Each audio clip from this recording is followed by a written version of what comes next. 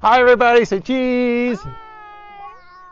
We have been home in Canada for 4 months now. Our videos are always a little bit behind, but now we're real time. And there's been a lot going on behind the scenes, right? Absolutely. A lot of stuff has happened. Some of it really amazing. Some of it is really heartbreaking. This is the update about the Nahoa 55, where we're at with that. An update about some things that are going on with healthcare, as well as what's happening in the next weeks, months, as we head to France. We're going to have to get off the chairlift in 5 seconds, so we're going to have to tell you about it in a minute. But this has been life, guys. This is life right now. We love it up here. The kids have gone from not skiing to skiing. It has been absolutely hilarious. It's been a wonderful season, and we're just at the end of it now. This is second to last weekend up here at Mount Washington, and we have had the most amazing time in Canada this winter skiing. Our kids are getting it. It is unbelievable. It's the first time I've skied in 30 years, and I have to say, I've been having so much fun. It's been a lot of fun. He's getting away from us. I know. Go get him. I got a link. We took a breather the last few months here in Canada, mostly offline, and it's been absolutely brilliant to show our kids the Alpine and just recover from a 2024 that definitely did not go to plan. What's going on, Bodhi? I don't know. Is there so much snow today? okay, we're going in the trees by the merge sign. Trees! We're coming out of this more excited than ever for what's ahead. There's been a ton happening behind the scenes, stuff we can't wait to share. And over the next few weeks and months, it'll all start to make sense. This is just so much fun. Oh!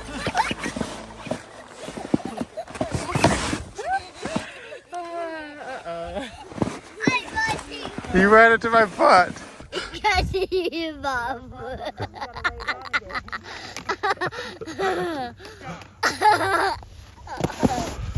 You can say something. What am I going to say? I'll just say something. I don't have anything meaningful to say. Woohoo! That's usually what I say. Woohoo! Ah! Ah!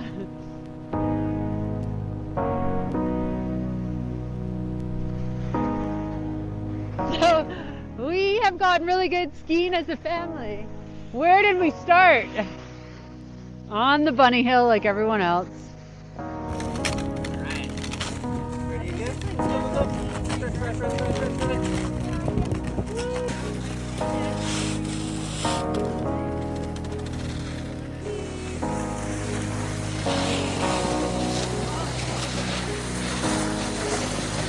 And this is where we are now. It's insane. It's awesome. I was motivated. I hate the bunny hill. But I said this before, I grew up in a skiing family. And after you've grown up in a skiing family, you just know. It's like, you do it. And when we had to be in town for 6 months for Willa's treatment, we ran with it, man. It was really good. Yes, no changes. And it's shining. And if you ever saw me, you even say it looks like a light bulb.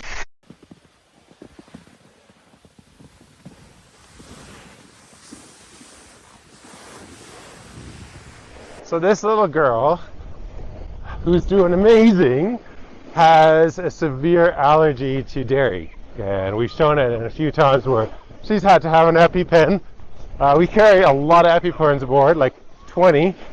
And this little girl is undergoing immunotherapy here in Canada. But it's going to take many months to do that.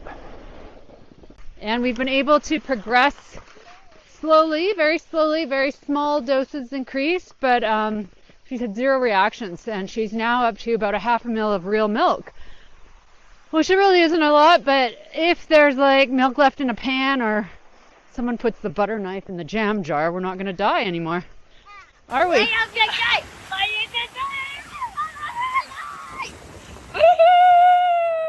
There is always a silver lining with every kind of life decision usually. And our decision was to come home and get treatment. And it's been so awesome. The kids have gone from zero to hero skiing. Right, team?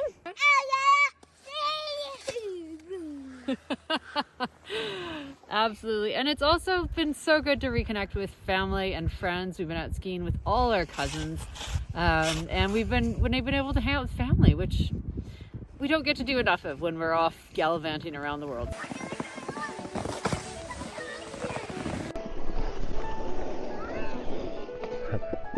Let's face it, we live really remote.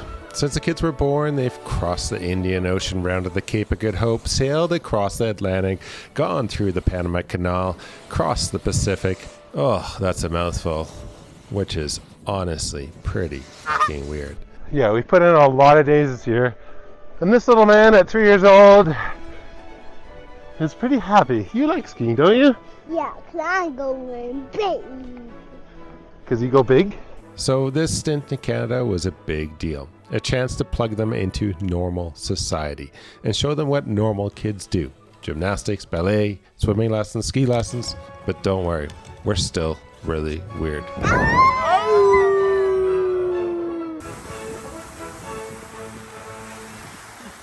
Horse on the front. What are you guys? I don't know if it's good to call your wife a horse. So this is the first time in 10 years we've been home for this long, and it's been both a blessing and a bit different. I really enjoyed it with the family. It's such an opportunity. I have no idea what we're going to do for the next 2 months. Skiing's over now. Spring skiing at Mount Washington is absolutely amazing. It is corn snow. It's not the highest mountain, so it does get quite warm, but there's always a pretty significant base. Not always, but there usually is a pretty significant base, so we can ski into the spring. I have no idea what we're going to do for the next 2 months. Skiing's over now. But we're going to find things to do. We have a lot of projects on the go, and one of them is something we'll talk about in just a couple weeks, and we're really excited to share it with you. So yeah, a couple of huge projects, and we're going to go to France to a boat show, and maybe we'll see some of you there. Maybe. Pull harder, Mom! It's just as much work as doing double blocks. Okay, I'm gonna pull you up the hill too, okay, bud? And at the end of the day, you always get a bit of a workout as a parent, because you gotta tow these little guys up the hill back to the cabin because they're exhausted. How's it going, buddy? Is it working?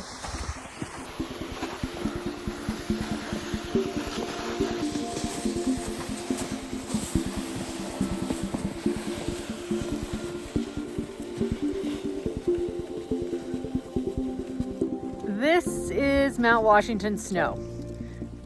We've had a few huge years where we've had like meter dumps of snow, and this is why. This is how we get it. It's like barely freezing right now, but the flakes are like cookies. Check this out. Whoa. Are they as big as cookies, Bodhi? Yeah, and the get your phone. Yeah, they get everywhere. Look at they're on your head. Ah! Crazy. So cool. This is bad. Why are you guys walking backwards? It is so yucky.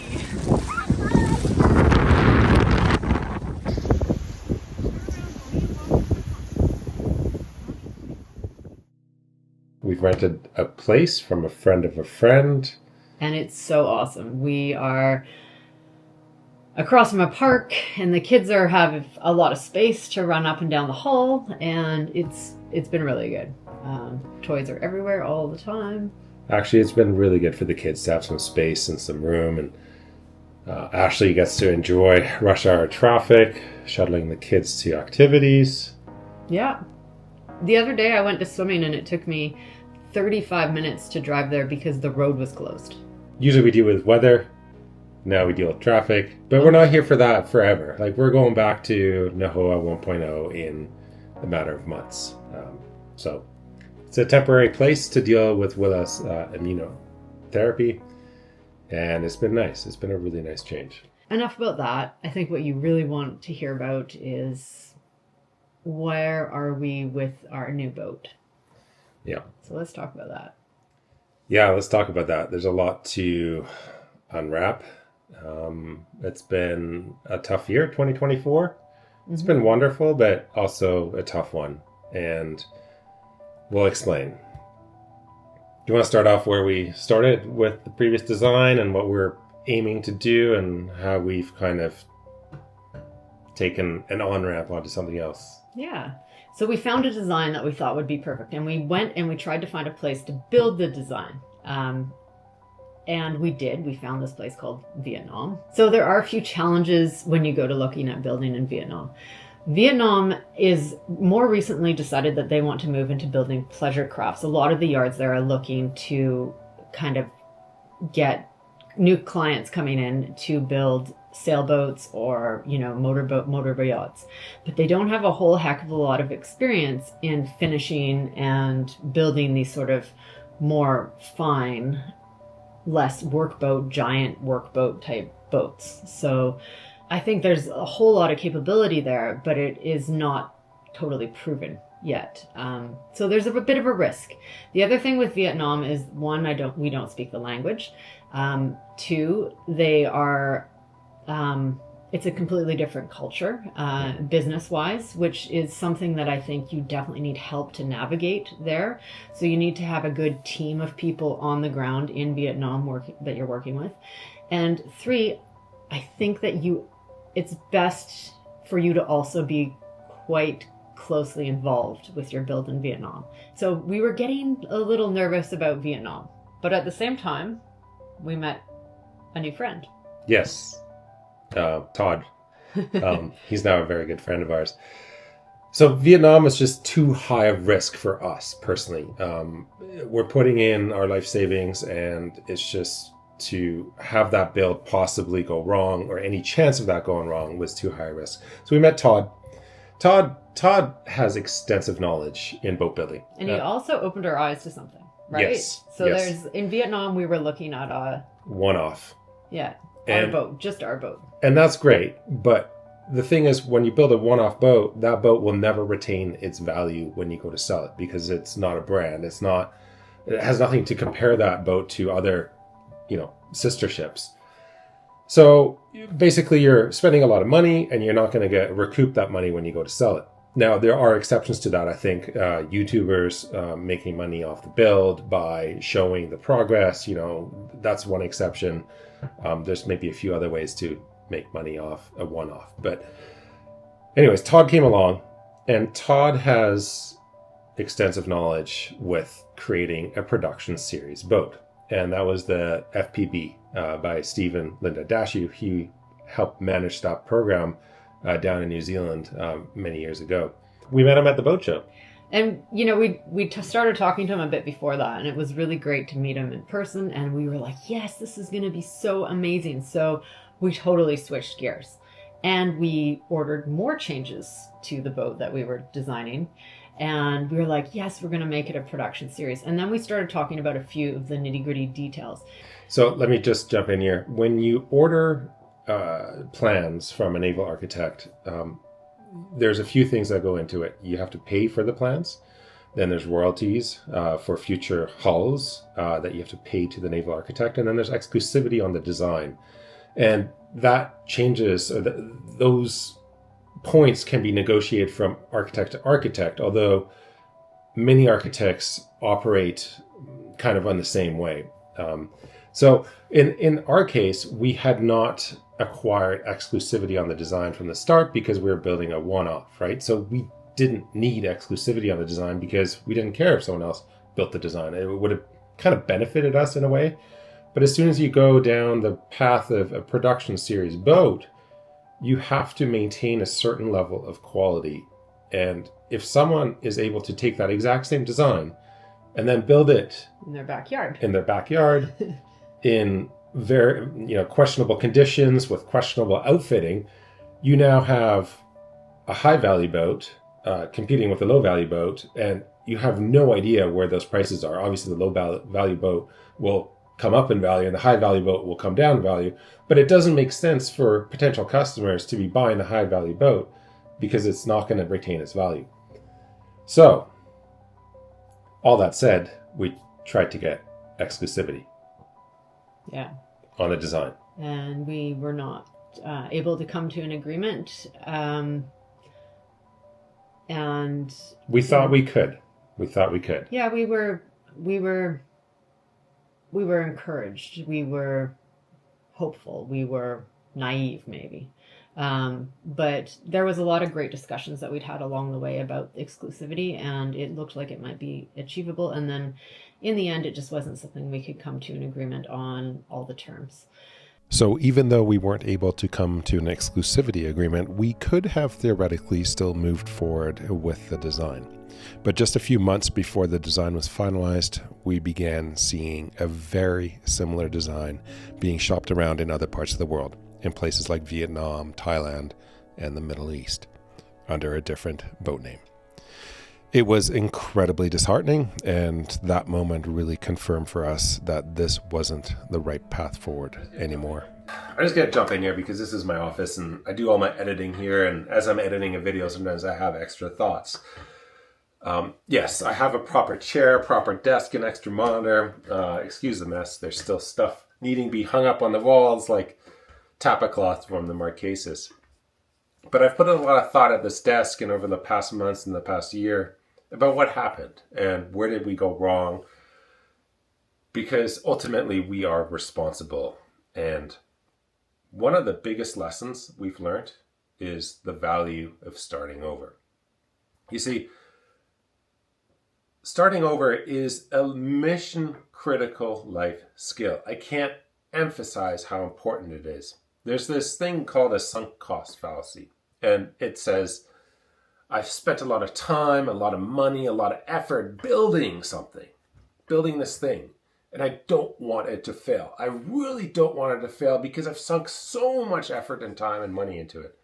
So I'm going to shovel more money and more time and more effort and more emotions into it.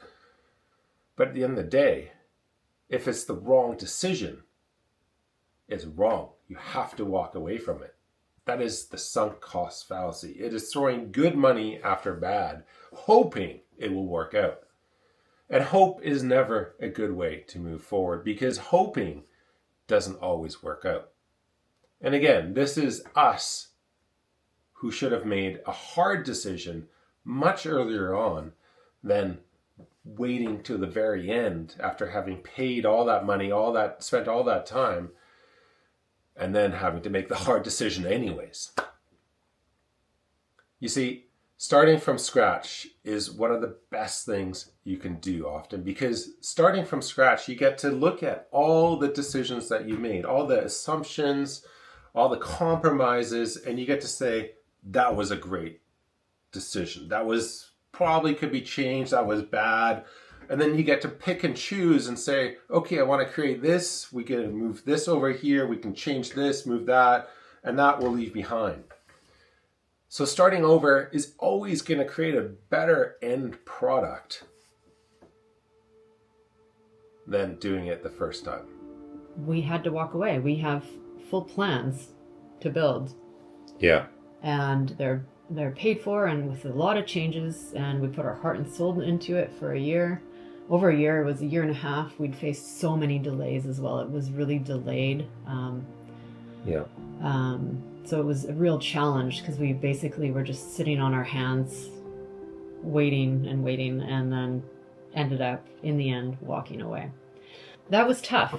That was last fall, and it kind of hit us hard a bit, I think. I think we took a few months and looked at all our options, It's kind of crazy. All of our options. Like, we were like, do we even want to do this again? Because do we want to sail anymore? Do we want to live in a house? Do we want to live in a boat? Should we buy a stink pot? Should we buy a monohull? Should we... It just actually, that was one of the top choices. Do we want to start a fishing lure company? Like, there was so much floating around. It was just like, okay, we've walked away from our dream, and now what? And at the end of the day, we started interviewing naval architects again. We started from square one. So we had a tough call with Todd as well, because we've become quite good friends with him, and we said, well, do we want to go down this road again? Do we want to do it? I mean, we were meant to be starting to build our boat. Yeah. Not start designing another boat. Yeah. Like, the build was slotted to be started. We were ready to go, but we weren't ready to go. So yeah, tough. Okay, so moving on. Where are we now? So I mean, hold on. I just want to jump in here really quickly, because this isn't is me or we're the victims here. This is completely our fault and our doing, because we did not achieve exclusivity from the start. We could have walked away a year ago and started a new design. So hindsight is usually 2020. 2020. But this is not like a sob story. We're not victims. This is simply an experience we had, and we are starting over. And it's tough, guys. It's tough when you're going through that, when you realize you've made a mistake, and it has to become a life lesson. These mistakes are lessons that you learn, and they shape your travels through life, and they also shape how you approach your next venture. So we jumped blindly into another design. Just kidding. Not blindly. But we started interviewing. We went through about a 3-4 month process of interviewing new naval architects, and this time around we were really picky about what we wanted. We wanted to make sure there was a good connection. We wanted to make sure they had the right experience. We wanted to make sure that the price was right, that exclusivity, royalties, the contract, it was all had to be right. And if it wasn't, we were not going to proceed. And we came across a particular naval architect, which we won't name yet. So you'll have to stay tuned, because we are going to set off in a week to meet in person, finally, our new naval architect, and we're really looking forward to it. What can we say about him? Anything? No. He's French. Oh yeah, okay, we're going to France. We're going to France. He has probably the most experience in the industry for what we're trying to do. I don't know if I'm allowed to say anything else, but you're cutting that last part. 2024 was one of our roughest years, and even though we didn't say it out loud, there was a lot happening behind the scenes. And I think that goes a lot for seeing people on the street too. If you see someone, you have no idea what's going on in their lives, right? Like it's one of those things. But now we still have a lot of stress, right? Yeah. It's still a lot of work. But yeah. Instead of it being bad stress, it's good stress coupled with hard work, because it's exciting. The future is really exciting. And the reason this is exciting because we have put together this team of an amazing naval architect who has the experience, who has a huge team behind him. We have Todd Rickard, who's the project manager, the build yard, who has the experience, and then us, who has the experience of sailing around the world more than once. So it's this culmination of people and experiences that's bringing a package of product to the table that is going to compete with the best in the industry. And I still can't believe that we're doing this after we started sailing 10 years ago. I mean, who would have thought that's where we're at now? But it just feels right as a next step, and it feels like there's nothing in the market that is like what we're trying to create. Big news coming soon, guys. You have to stay tuned. So what's next, Ash? Are we going to France? Yeah, we're going in a week. We're off to France. In just over a week, we're off to France. We're going to go to La Grande Motte for the boat show there. The International Multi-Hull Show. We're going to go to another part of France to meet our naval architect and his team. And as we're doing that, we're going to film it all, and we'll have updates in the coming weeks and months of what's actually going on. After France, we're coming back. I'm already buying boat parts for Nahoa 1.0. Nahoa 1.0 is still in French Polynesia, so we're going to hop back on there. I have plethora of little things to fix, as always. So I'll be going back. Hopefully no big things. I'll be going back with suitcases. Hopefully the airline doesn't strike. And I'll get the boat splashed, and then Ashley and the kids will follow. What are we going to go buy? A lawnmower. What do you do with a lawnmower? You cut the grass. You cut the grass, right? The grass grows so big. We've been living at this house for 6 years. 6 months, and it's time to cut the lawn. How cool is that? Wave. Do you like the color? Yeah. Yeah, you like red? Yeah. So I bought a $50 lawnmower, which doesn't run, but it has spark and a compression apparently. It's a nice lawnmower though. Anyways, we gotta get this running today. Gas. Gas. Gas jug.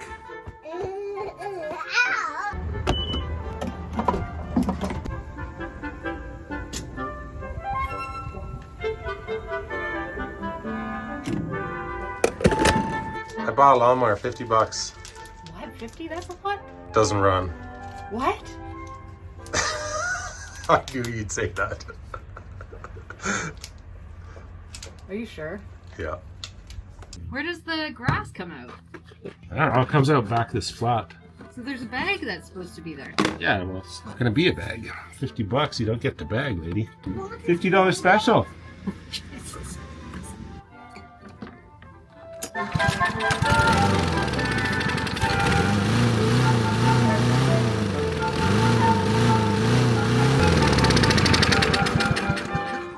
I looked it up, and lawns are actually a hangover from the colonial age. The rich French and the English would have so much money that they didn't need to grow crops, so then they grew grass. And that's what grass is about these days. It's just basically a biological black hole where there's no pollination, there's no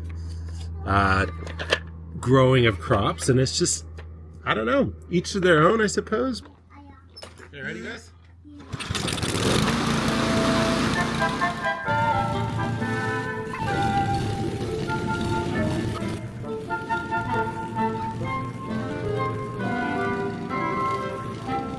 What do you guys think of lawn mowing? Good. Messy? Messy. Messy on my foot. Messy on your foot? And I'm not going to Hey Willa, do you like having a lawn? No, I do not. I don't either.